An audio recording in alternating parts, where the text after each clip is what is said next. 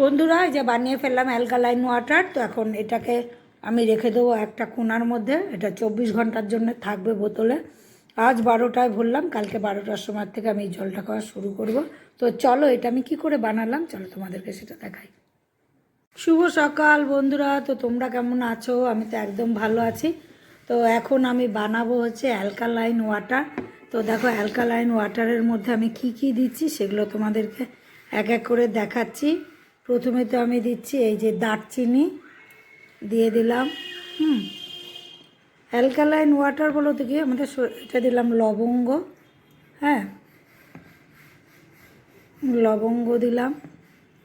এবার দিচ্ছি একটুখানি আদা, আদা দিয়ে দিলাম। এবার দিচ্ছি হচ্ছে বিট,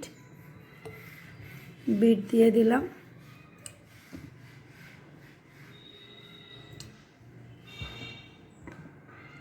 এবার দিচ্ছি হচ্ছে গাজর।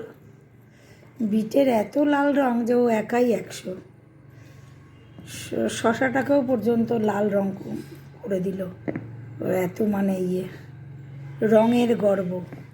এবার দিচ্ছি হচ্ছে গাজর দিয়ে দিলাম। এখন আর একটু এর মধ্যে জল দেব, দিয়ে পুরো এখন বাজে হচ্ছে 12টা। কালকে 12টা অবধি পুরো এটা এরকম বোতলেই থাকবে। বোতলে থাকার পর কি হবে, এর মধ্যে যে ব্যাকটেরিয়াটা তৈরি হবে জলের মধ্যে, সেটা যদি আমরা খাই এটা আমাদের শরীরের নানান রকম বিষয় কিন্তু উপকার করে। অ্যালকালাইন ওয়াটারের গুণাগুণ তোমরা সকলেই হয়তো জানো, আবার অনেকেই হয়তো জানো না। যারা জানো না তাদের জন্য আমি বলছি, তোমরা বাড়িতে সকলেরই ঘরে এই সব সবজিগুলো আছে, তো তোমরা এরকম অ্যালকালাইন ওয়াটার বানাও।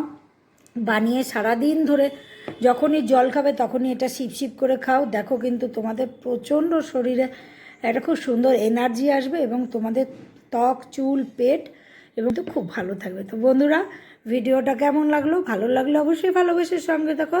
তাহলে আজকের মতো আসি, টাটা, বাই।